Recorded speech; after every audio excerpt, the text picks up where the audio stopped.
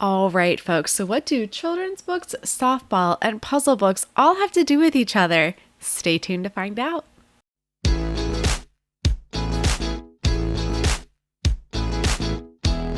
Hi, I'm MK Williams. I'm an author and independent publisher. I love sharing my insights about all things self publishing with you. Before I get started in today's video, please be sure to click the subscribe button below.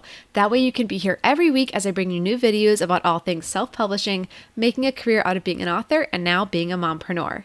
Today, I'm super excited to bring you an interview with Keith Wheeler from Keith Wheeler Books. Keith is a prolific author who has won many awards and helped so many authors actually publish themselves, which is saying a lot because sometimes you either do a lot for yourself or you do a lot for others, but Keith does both very well, has a perfect blend. He's one of the nicest people I've met in this AuthorTube community so far, and I'm really excited to bring you this interview. So without any further delay, here it is.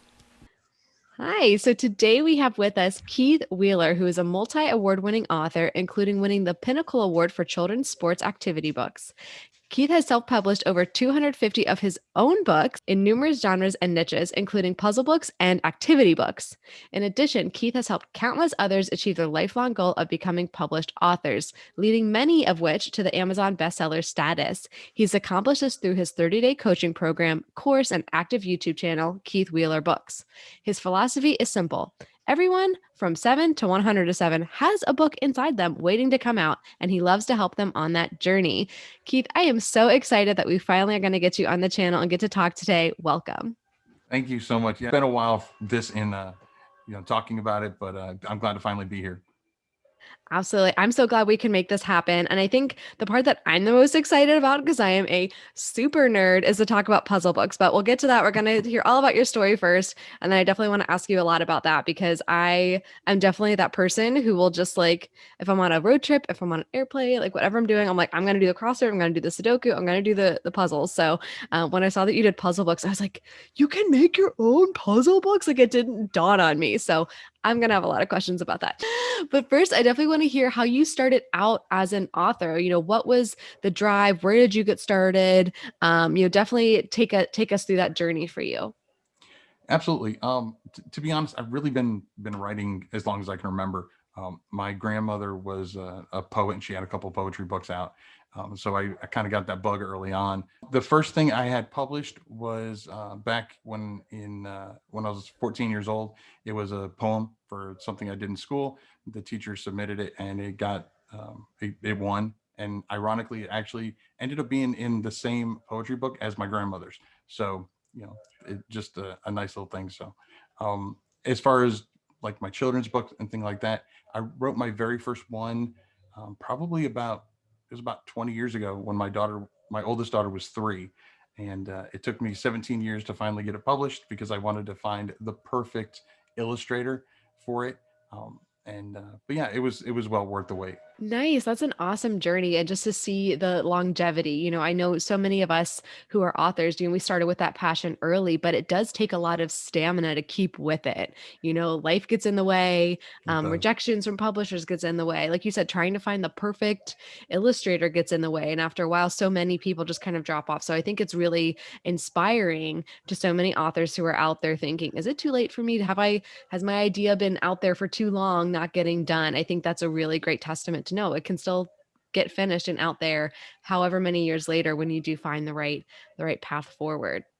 Yeah, So and a lot of people have the mentality that, well, what if my story is already out there? There may be a version of your story out there, but it's not your story. It's not the one that you're going to tell. It's not from your perspective, and that goes for fiction or nonfiction. So absolutely don't let that deter you just because Harry Potter's already out there. Just make your version is going to be different.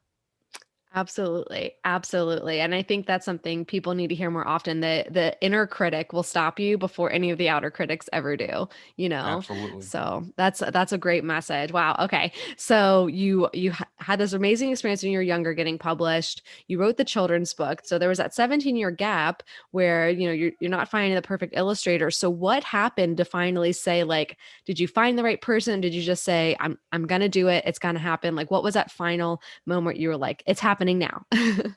Well, it's one of those things where obviously for 17 years I wasn't, actively looking at it. It was, periodically I would try to find someone. Um, And then when I actually found somebody in a Facebook group that we were in, because I'd already started getting interested in the whole self-publishing. Once I found out that, oh, you don't have to either get picked up by somebody else or, buy 500 versions of your book and have them sitting in, in your garage in order to publish a book. So that really was a big eye opener for me. And so once I did that, and I happened to reach out to somebody, and they had heard that I had written a book, and he was an illustrator. So we that's when we worked out the deal as far as getting it illustrated. Um, but yeah, it was I'd already kind of gotten the bug a little bit. Like I said, once I got that, the idea that, oh, I can do it myself, and then I went full honey badger as far as like checking out YouTube videos and things like that to learn more about how to actually do it. Oh, absolutely. I think so many of us have that moment where we just go down the rabbit hole and it keeps getting deeper and deeper and Yeah. deeper.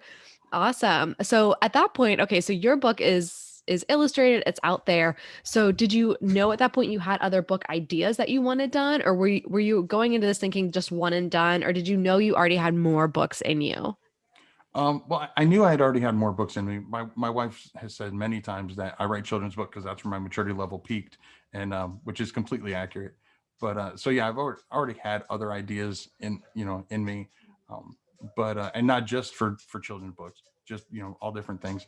The first book I actually published wasn't even my children's book. It was actually a journal, a softball journal, because my youngest daughter was really big into softball, and it was something I wanted to do for her to kind of track those memories that she was making. And that was long before I even knew what the heck a no content, low content book was. So just like a lot of things, it kind of um, emerged from necessity. Just something I was doing for me and for my daughter, that the first book came out. Yeah, I think that idea of like the necessity, right? Like you wanted to find something, it didn't exist, so you made it. I think that's how so many of us end up just bootstrapping it. Like, well, I got to figure out how to do this now, or Right. okay, how do I get to the next step? How do I get to the next step? So that's pretty awesome. And I know, I know you mentioned like the no content, low content books on your channel. And I think what's interesting is it's become such like a buzzy term now to talk about like, oh, low content books on Amazon, no content books on Amazon. And Yeah. I'm like, it's journals and planners. Like just call them what they are, people. They're journals and planners. Don't try and get fancy, you know? So I think that's so interesting that it's become such a thing that people have latched onto with self-publishing, where, when you started, you were like, there's a need that needs to be filled, not just a category that needs to be filled. And I always think Right. if you're coming from that spot, the spot of there's a need in a market that's not being filled, I always think that turns out better than just what new category needs to be hacked today. So No, I agree. I agree. yeah.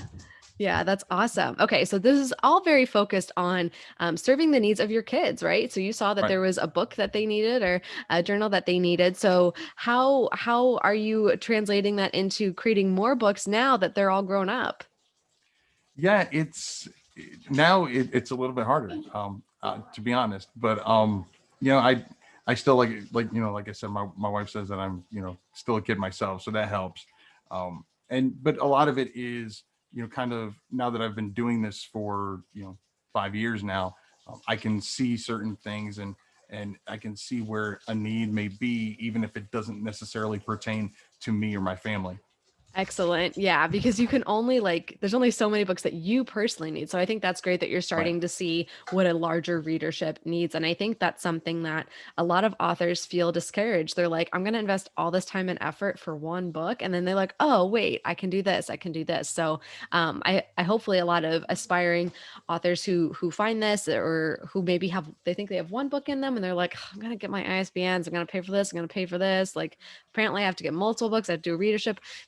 I keep telling people, I'm like, once you finish the first book, you're already going to tell me you have ideas for three. Right. And so often people are like, no, no, no, no, no, I'm never doing this again. And without a doubt, they're like, okay, so I already have the next book drafted. And this one, I'm like, oh, Yeah. yeah, you want to get the next one going. Yeah. Exactly. Exactly. That's awesome. That's awesome. Well, I definitely want to kind of dive in on the puzzle books. So, how did you stumble on this idea of putting up puzzle books? Because in my mind, I'm like, oh, I self published books. Puzzle books are books. I never would have connected the two. So what was the genesis here? Honestly, necessity. Just like I said, just like with the with the journal. It started out where, long trips on, for travel softball can be really, um, the kids can get really impatient, I guess is the best way to put it. And so, having something to occupy their time, the company, I'm lucky enough that I work from home with my real job. And from time to time, I will have to travel, out of state. And so when I'm flying, like you said, I want something to occupy my time. And so that's kind of when, there's only so much you can journal. Journaling isn't always relevant, but puzzles are something that kind of caught my eye. And again, I created the first one out of necessity. And, just like with the journal and other things, it really picked up. And I said, okay, there are other people out here that feel that way too, and that could find use in it. Then, and puzzle books, and we'll get into this more in a bit, but puzzle books are in some ways more like a romance book than a journal, believe it or not. Yeah, I got you thinking, right? Okay, yeah, you're gonna have to explain that one. How does that work? Okay, so when it comes to selling a journal, okay, first of all, no content books, journals, whatever, they're consumables. Once you use it up, you have to replace it. Okay, so it's not like, if I go and I buy your book, the Infinite, I, as great as it is, I don't need to buy another one unless I'm going to give it as a gift. Whereas I find a journal and I like it, even if it's just a plain blank notebook. Once it's filled up, I have to buy another one. And I can go, if I like the one that I used, I can just go buy that same one. But puzzle books are different, because once I buy a puzzle book and I finish it, I can't buy that same puzzle book, because I've already done those puzzles. I've already played those games. So then and if I like what you did in that one, I'm going to buy another one of yours. And so, so that's one reason why, they're different. The reason why I say they're more like a romance is because of how voracious many of the consumers are. So they can, they'll buy, one, like in romance, they'll buy one book and then they consume it very quickly, and then they'll get another one, and so on. The same thing with puzzle books. And like I said, just like with romance, they're not going to buy the same romance book, they're going to buy another one. The same thing with the puzzle books. That's so interesting. Yeah, I would have never thought of that, but yeah, that totally makes sense. Like you're not going to do the same puzzles again, even if yeah, that's awesome. So how did you first so like you had the car rides where you were like, okay, we're gonna need something to keep these kids occupied. What was your first thought of like, okay, I'm gonna make my own puzzle books? Was there information out there, or did you just kind of like figure it out on your own? How did that work? Well, I mean, I'm sure there was information out there. There was software out there, but I'm also very frugal. Let's just say that. And so I made them myself, and I did it for two reasons. One, like I said, I'm frugal, but the other is I like to know how things are done. If I buy a software that does it all for me and something goes wrong with that software, I'm stuck. There's nothing I can do, and I'm at the mercy of that particular software. Whereas if I know how to do it myself, even if it's something as simple as making line journals, or making a word search, you can absolutely make a word search by yourself. You don't need software to do it. You can do it yourself. So once I had done it, a couple times in different puzzle types, and saw how easy they are, they're time consuming depending on what kind of puzzle you're doing, but they're absolutely doable, and majority of them are not super complex. And so once I realized how I could do that, I was like, I could show other people how to do this too. Oh yeah, I definitely went down the rabbit hole of your how to create puzzle books videos, and I was like, what? There's a whole world I didn't even There know. is. Which is so interesting because I found a while ago, like there's like different like corners of YouTube, right? Like there's author tube, there's booktube. I found puzzle tube, which is like jigsaw puzzles, like people literally just doing time lapses of jigsaw puzzles. And I was like, this is weird. And it was actually just so calming just to Yeah. watch somebody else do a puzzle. I was like, I have found a new level of nerdery right here. So yeah, when I was like learning about the puzzle books through your videos, I was like, this is so cool. Like I'll never have to buy a puzzle book again. I can just make them. You can. That's awesome. So, and I know you have the course on puzzle books too, which I was able to look at, which was really interesting. Just kind of talking about the branding and things like that. So when you make a puzzle book, or with the ones that you've made and put out there, you said, the readers are voracious, like they're going to keep coming back. Do you find that you have to be putting out new ones every month, every couple months? Do they look for your branding and your image? Like how did you discover that? How did you stumble upon that? Were people coming back to you, or were you just like, whoa, this I need to get another one out here? Well, it originally stemmed from my experience with no content books. Doing journals in particular, that you know, I would, once I found a niche and they were selling, then I would do, two or three, sometimes five in that particular niche. Um, Again, once it was already proven, and so I had already kind of had that same mentality. So when I did the puzzle books and I'd done one or two, and I saw that they were selling, then because of, like I said, that they're, they can't buy the same one. I always do when I do a series, I do them in a series of 10 or 20. So that's kind of where I started. So like I'll create a couple in a given niche, and then once they start selling, then yeah, I will branch them off. And the big thing is, and obviously I teach this in the course, but making sure that the covers are cohesive, and that you have them listed volume one or whatever. But unlike a written series, they don't have to get it in chronological order. They can start with, matter of fact, the one that won the Pinnacle Award was actually book 8, and book 8 actually happened to have a custom game, custom for that particular niche. So it wasn't like just crosswords and that kind of stuff. Yeah, that's awesome, and I think that's so great to know that, like, yeah, you test it and then you build out the whole series. So for you, are you then trying to say once something's proven, you're gonna get the whole series of books out all in one day? Are you gonna kinda, like, trickle them out throughout the month to try and game it, or, how does that work? Is it just easier for you to just mass upload, or It really is easy for me to upload, because the most time consuming part, and to be honest, majority of my books out there are about 90% software created, and then the other 10% are created by me. So it's really the most time consuming part is coming up with the lists, like the lists for the word searches, and if you're doing cryptograms and that kind of thing. Those are what the most time consuming part is. So I'd rather just have an Excel spreadsheet open, and get them all inputted in, and figure out how many books I'm going to do. Like if I'm going to do 10, I typically don't just do a puzzle book. Like I don't do just word search. I guess technically mine are more like activity books, because I like to put some games in there and things like that. But to me, it's really big about having a variety, because if you just have a word search, then your book is competing with all the other word search books out there. But also, you're only speaking to the people that want word search books. So if they want Sudokus, they're not going to come check out your book. But if your book has Sudokus and Hashi Wakakeros and word searches and cryptograms and all that in there, then you're reaching out to a much broader audience, and you can give each of them something that they're looking for, and maybe introduce them to something that they've never tried before. that's a really good point. I would think like, okay, like I know I'm making a puzzle book, then maybe the title says da da da puzzle book, but you're right. Like activity book is probably more what people are looking for. They're like, my kids need an activity on this long car ride, and Right. I'm tired of them having too much screen time. Go.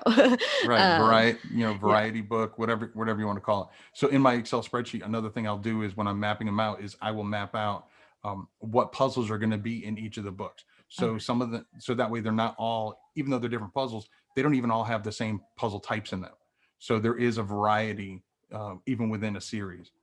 That's great to know. That's really good because I think that's what's so interesting is that like the more you learn about it, the more you realize there's that nuance. Now, if they're all in the same series, how are you varying the description of the book that you're inputting into Amazon, or are you kind of keeping them the same so people kind of can find them all together? Are there any no-nos with like having the same description over and over?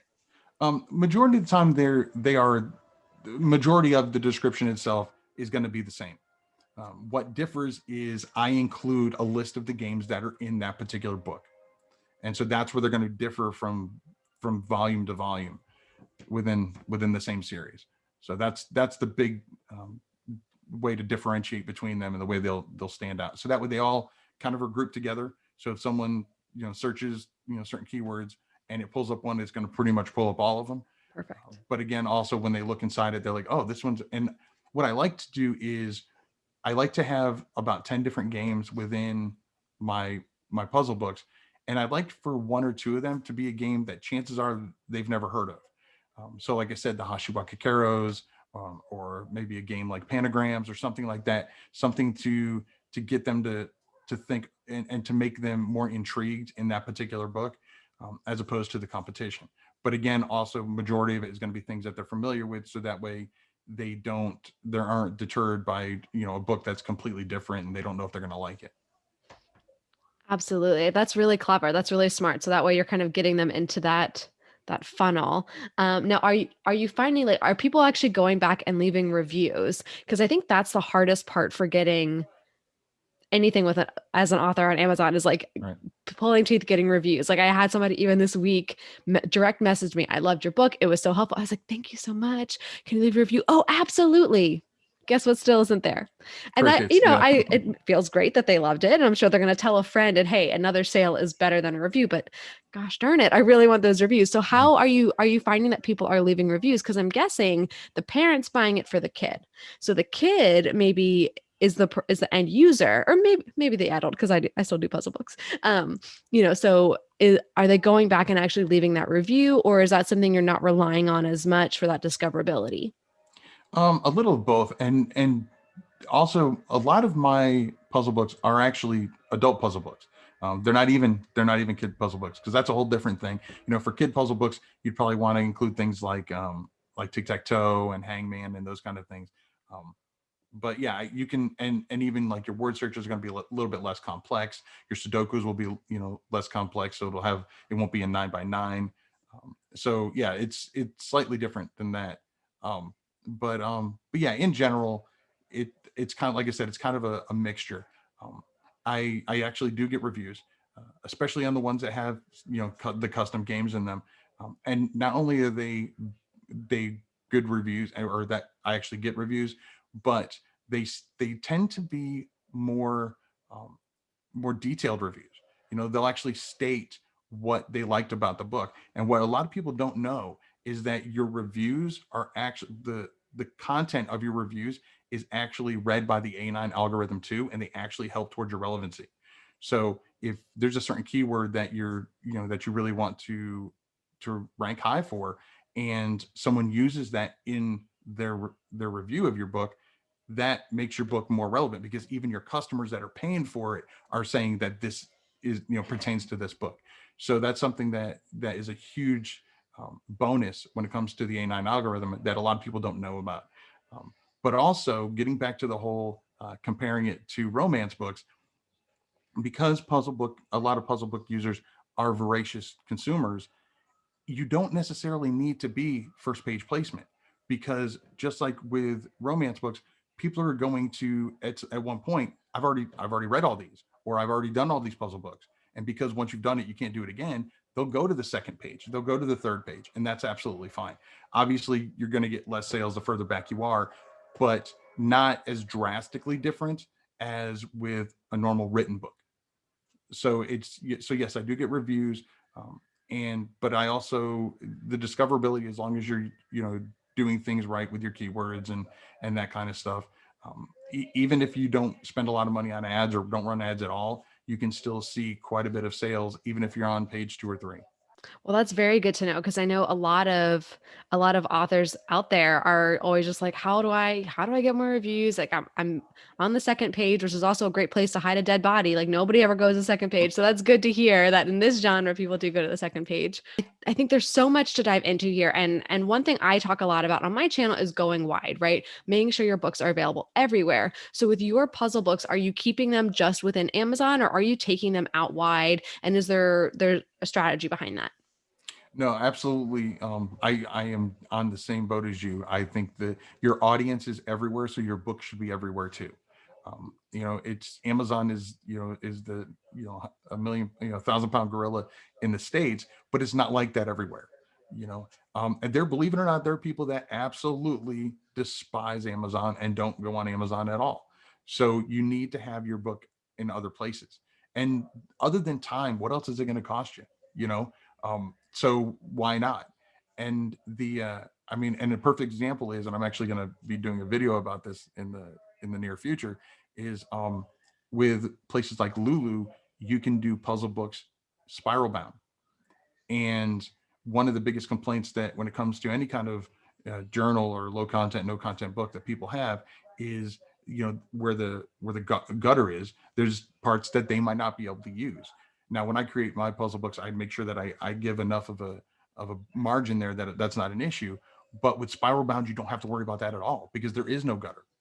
And so you can actually make, you can make bigger puzzles or, games or whatever you're creating, because you don't have to worry about that because there is no area that they can't use.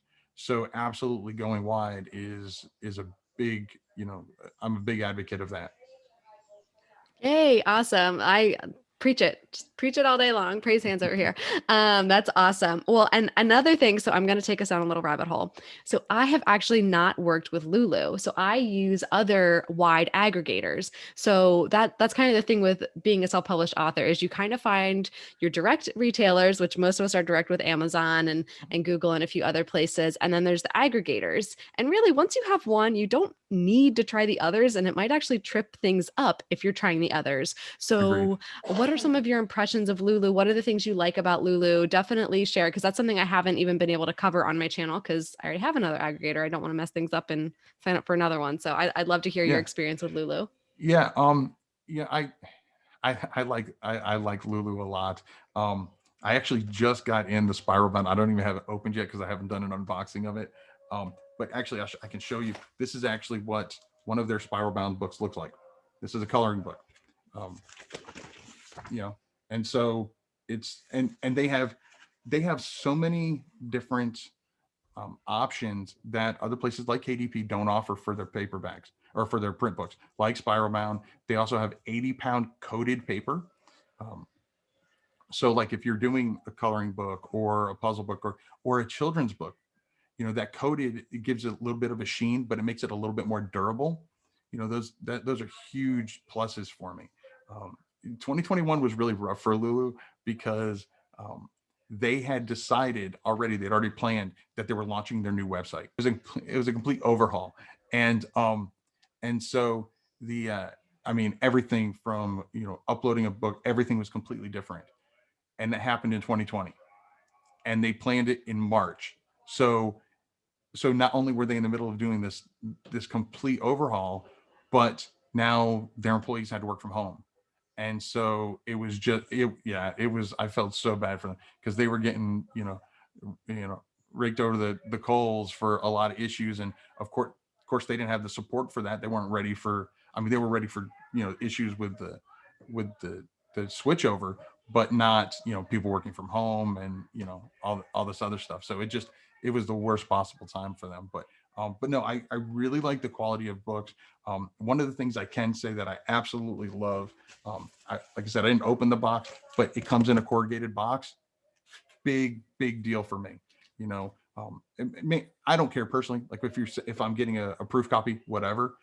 But if someone's ordering my book, I want it to come in pristine for them. I don't want it bent or folded or kicked around. I mean, I've seen some pictures on some of my own books, my children's books, where they're like, this is what it came looking like, and it makes you as the author look bad, like you're the one shipping it, and it's not. Now, luckily, I haven't gotten like poor ratings. The way that they've worded it, they've worded it in such a way where they understand that it is Amazon. It's a great book, but Amazon shipped it and it got beat up.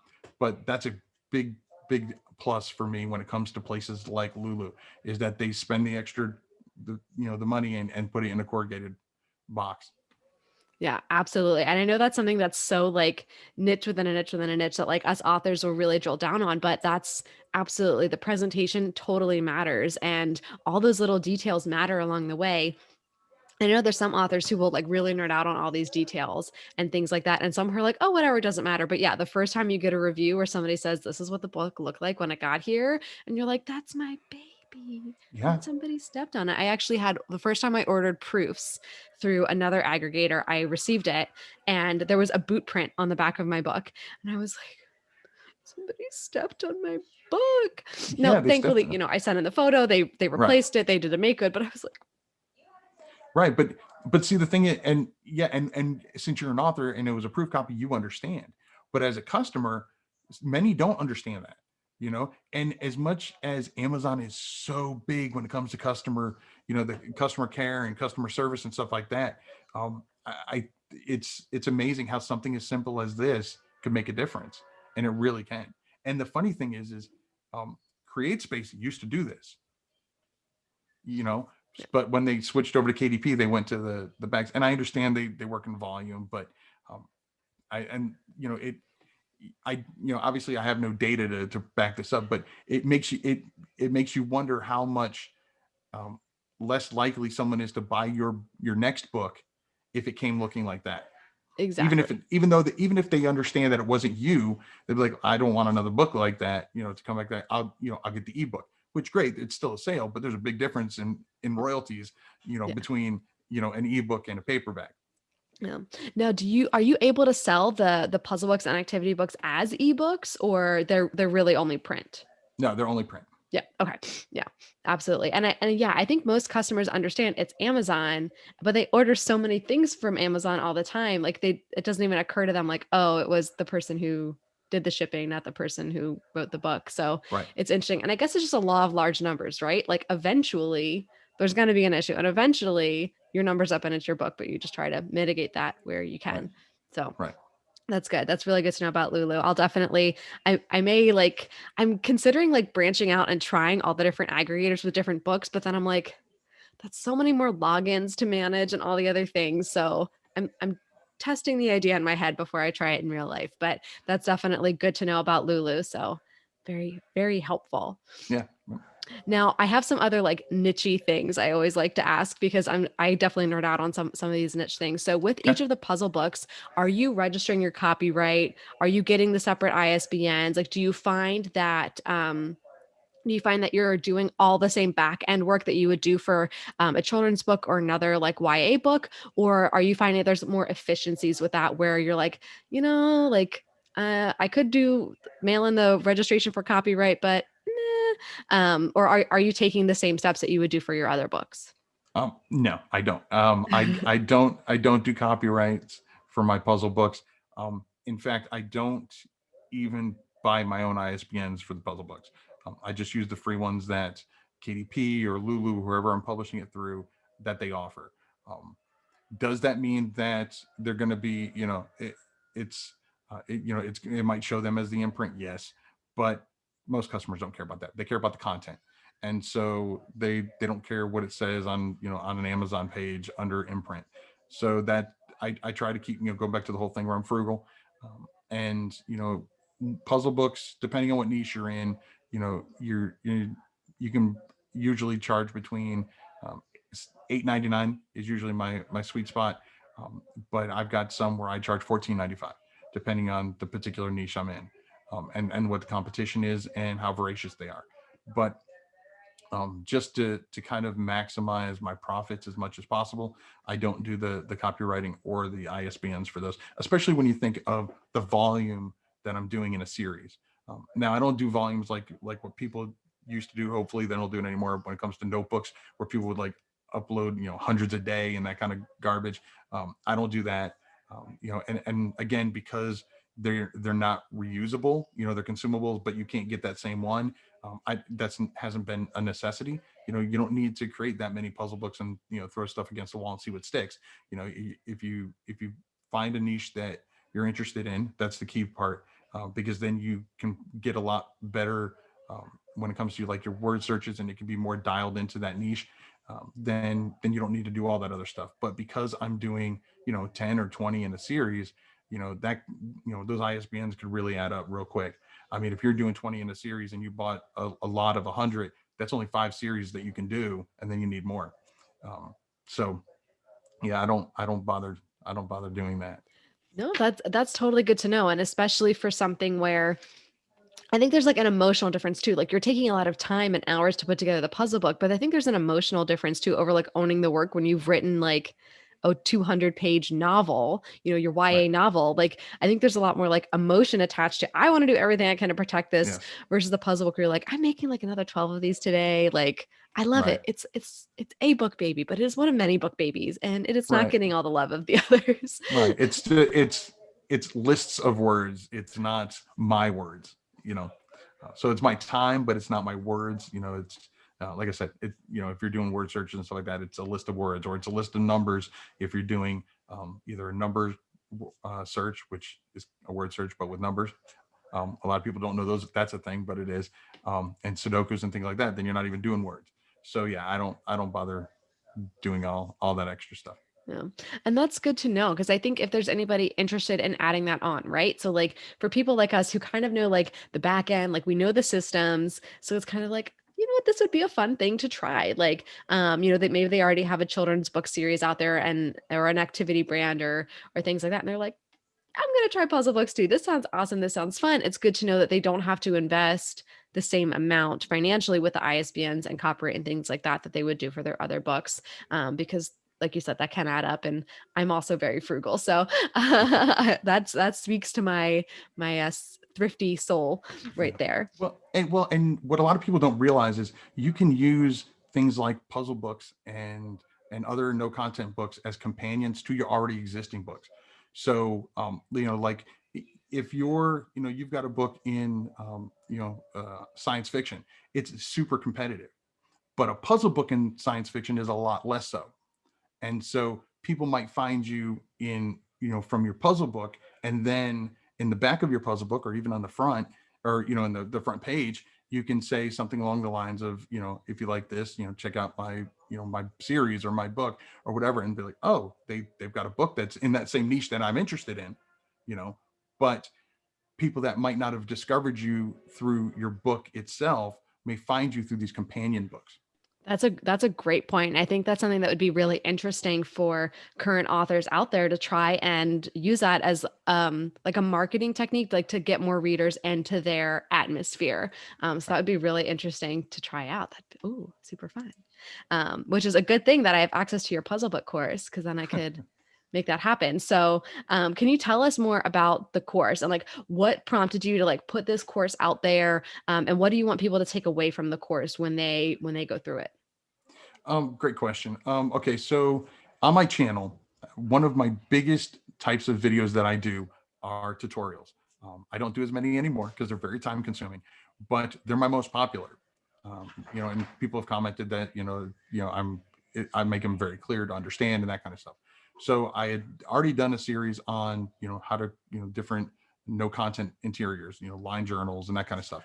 And so I'd started doing some with puzzles, and I had, like you said, I have the series on, I'm doing puzzle books, and I'd actually was planning on doing another series on it. And I actually reached out to a friend of ours, Dale L. Roberts, and he's like, Keith, the tutorials just take up too much time. And I'm like, you don't understand. People love my tutorials. He's like, then do a course.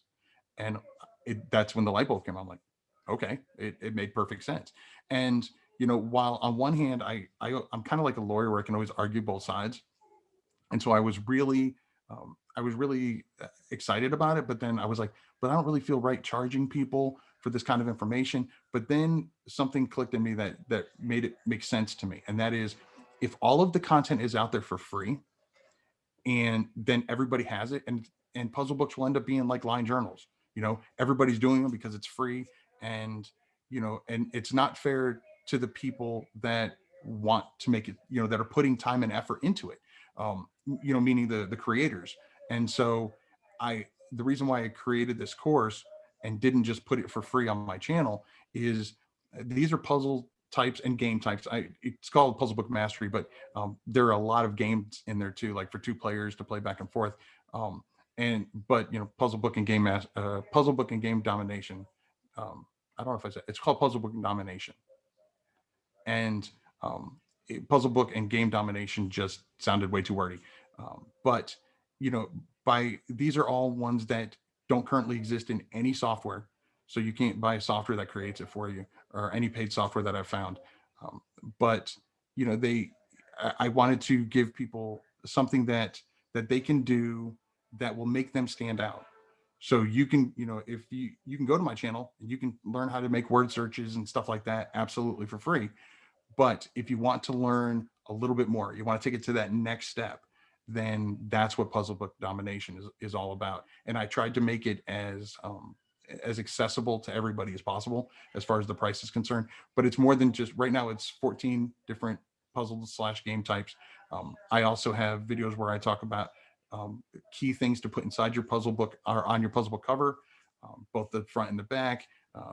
How to make a brand around your puzzle books, and how to create your own custom game based on your niche.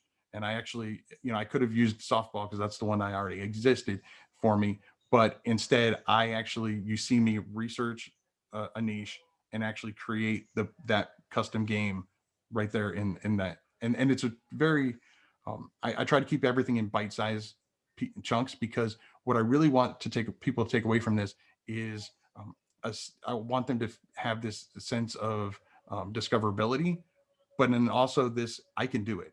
And because learning is one thing, but if you don't put it into practice, it's not worth anything. So these puzzle types are ones that I've researched, I've created myself, and I've actually sold for me. Those were the three prerequisites, and that it doesn't exist in any paid software that I know of. Those were the four prerequisites to be included in this course. And I am going to be adding more puzzles and game types in the future as well. So that's kind of like how it came about. And that's really what I want people to take away from it is that you absolutely can do it. And by taking some of the ones that you're learning free and some of the ones you can do in software, and then some of these ones that, like the Hashiwaka Kero, that a lot of people might not have heard of, but are actually super popular, that and not very difficult to make. And I teach everything in PowerPoint because I know many people have that. And if you don't, you can get Google Slides or any things that are similar. The navigation might be slightly different, but what you can do is going to be pretty much the same. And so regardless of where you're at as far as the software that you have or anything like that, you should still be able to create these books and and make your book stand out compared to the competition. Excellent, excellent. And I know, as having gone through the course, I can say I've taken other online courses and this one is really well done. I know some people will just, put something out there, say it's a course, but this was definitely done with care. It's a really high quality course. So I've seen several that aren't, and I could say this one is absolutely amazing quality. And definitely, there's a certain amount of, you have to know how to teach somebody to have a course, not just like knowing the content. I would say you definitely know how to teach somebody something. And Well, that's, I think, really important. There's a lot of experts who put out courses that you're just like, whoa, whoa, whoa, hold on, what? But this was really clear of like the steps to follow. And I really appreciated that as somebody who was like, oh, I'm excited. Oh, there's so much information. well, and I also tried to organize it in a logical way. Like each module, which is what I call each puzzle type, each module has three different things. It starts off with an intro where it tells people this is what the game is and this is how you play it, and then it actually shows you over my shoulder like how to actually create it. And then I even include an instruction file, a PDF that you can download, and it's an instruction for your reader or for your user on how to actually play the game. So you don't even have to create that unless you want to like tweak it yourself, but add some images or whatever. But I mean, it's already usable as is. So I try to, and I even wanted to keep everything as concise as possible and all in one location. So I even took the videos that I had on my YouTube channel about puzzles and I included them in this course as well. So yes, you can still get them on the channel, but this way you don't have to be in the course and then jump over and check out these other ones there. It's all in one location. Yeah, which is super convenient. Again, like you're making it easy for somebody to then actually go out and do this. So that was awesome. Yeah. Are there any of your specific puzzle books that you would want somebody watching this who's like, this sounds awesome, this sounds great, but I also know I've got like a road trip coming up. How can I get some of your books? So are there any of your specific books that you would want people to go and check out right now that could, help you get higher rankings, or any that you're really particularly proud of that you want people to go look at? Well, I mean, you can check out if you're okay, even if you're not you don't like softball or whatever. It's not super intensive. It's just terminology and things like that. If you just search up, I wasn't ready for this one. If you search up Keith Wheeler and then softball puzzle book, you should be able to find um, one of my puzzle books in there. I've got I think there's like 10 in the series. Number 8's the one that won the Pinnacle Award. That one's got the custom game where which is again something I show in the course, but where you've got 2 dice that you cut out of paper and tape together, and one's for offense and one's for defense, and so those are all the that's one that you can check out. But So absolutely. I will make sure I have the little screen thing going so everybody can physically see them and then be like, okay, go get that one. Perfect. yeah, Perfect. and, Well, I'll be honest. I mean, I'm not promoting them and running any ads to them or anything like that. So don't let the ranking fool you. yeah. and Yeah. and obviously, one thing that puzzle books have actually sold quite a bit during this time when we're kind of locked in.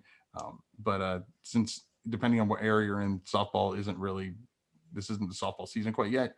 So I don't know how. I actually haven't checked my sales on those, but Yeah. but yeah. I always find it interesting when people try to like talk to me. They're like, oh, well, I looked at your rank. And so I know you're selling this. I'm like, you don't know what I'm selling because you're only looking on one platform, but thanks. Well, you're looking on one platform and you're looking under my name. You're not looking at my pen names or anything like that. Exactly. Exactly. So I always think that's a good thing to call out. There are definitely tools that help us as authors when we're searching for things, but it is tough to try and then play that comparison game. So don't worry about Yeah. rankings.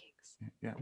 Well, especially since when you're, and this is something a lot of people don't know, and I don't know if everybody does this, but for me, when you have a YouTube channel, and so you're putting your stuff out there, and you obviously putting your name out there are people out there that just want the easy way, and so it's a lot easier to get your stuff, I don't want to say copy, but people emulating your content quite literally, and so most of mine are not under my name.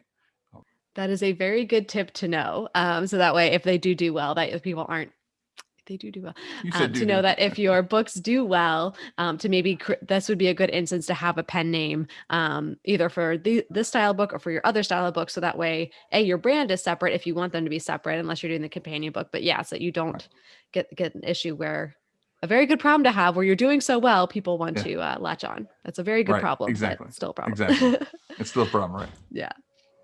Awesome. Well, I feel like this time has just flown by. I It could sure probably has. ask you a zillion more questions, but this is such an amazing talk. Thank you so much for taking the time to be here. And I like to close out each of these interviews that I've done. Again, I'm still early days of doing interviews, but I like to close them out with 2 questions. So the first one is, what is your greatest ambition?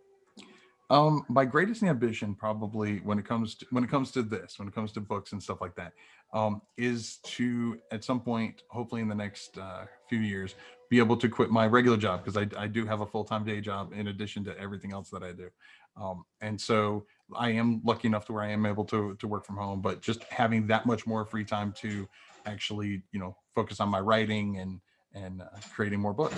Awesome. That's an amazing, ambitious goal. And I hope you get there sooner rather than later, because that's the dream, right? It's being able to Right. do what you love full time, even if Right. you have a great day job, still a day job. So It is. that would be awesome if you can join the ranks of the full time author group.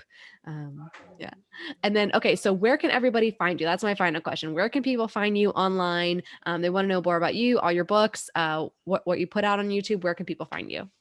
The easiest way to find me is on the old YouTubes, and it's Keith Wheeler Books, and you can I answer all my comments same day. It's with very little exception. You can also go to kwheelerbooks.com, and that has most of my books on it, at least the ones under my name, um, and that's another place I'm pretty active. I'm also, you can find me on Instagram or on Twitter at kwheelerbooks. So I try to keep it as consistent as possible. Absolutely. And I feel like we can now go off on a tangent on brand consistency. But yeah, again, I want to be respectful of your time and your weekend. Since this is your work time, your book work time. It's the other 9 to 5, since you got the regular Exactly. 9 to 5. So thank you so much. I really appreciate you taking the time to join us. Glad to be here. Thank you so much.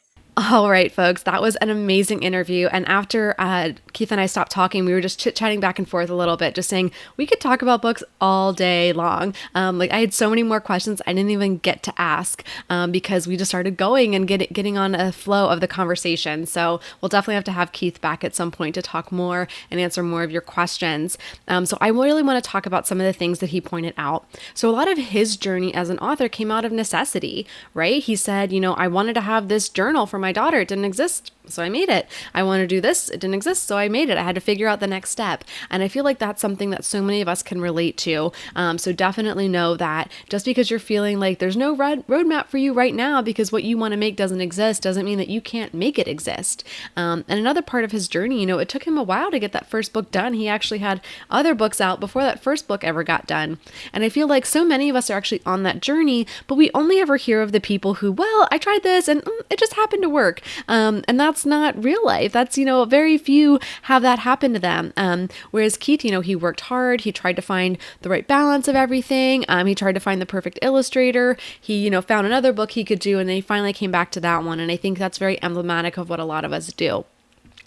I also really like that he had this great content about putting out puzzle books. He was putting it out there, telling everybody, but he was like, it takes a long time to make these tutorials. Like, how am I going to keep doing this and keep up with the demand? And, how can I make this so people can learn it? And finally, he was like, I'm going to make it a course. That way it's all in order. It's all together. And I think that was a really great service that he did for authors who want this information, who want to get into this. So I'm in the course. It's really cool. It's really fun. And I have the link below where you can go ahead and sign up for his course or check it out. He does a great job. I also have a link to his channel so you can look at some of his videos first and get a feel for his style of teaching things so you can see that as well. I'm really grateful that Keith was willing to take the time to come on this channel and answer your questions. If there's any questions you have for Keith that you feel weren't answered or you wanted to know more of from this interview, feel free to post them in the comments below or even head on over to Keith's channel and ask him questions. Like he said, he answers them frequently, so that way you can continue the conversation going with him. If you found this interview helpful, please give this video a thumbs up and don't forget to hit subscribe. That lets YouTube know that you found this information helpful and can get it in front of other authors like us. And now you can get back to writing your book. Hey, if you want to continue to support this channel and my other creative work, please head over to buymeacoffee.com and support my channel. You can buy me 1 coffee, 3, 5, 10, or you can even get a membership.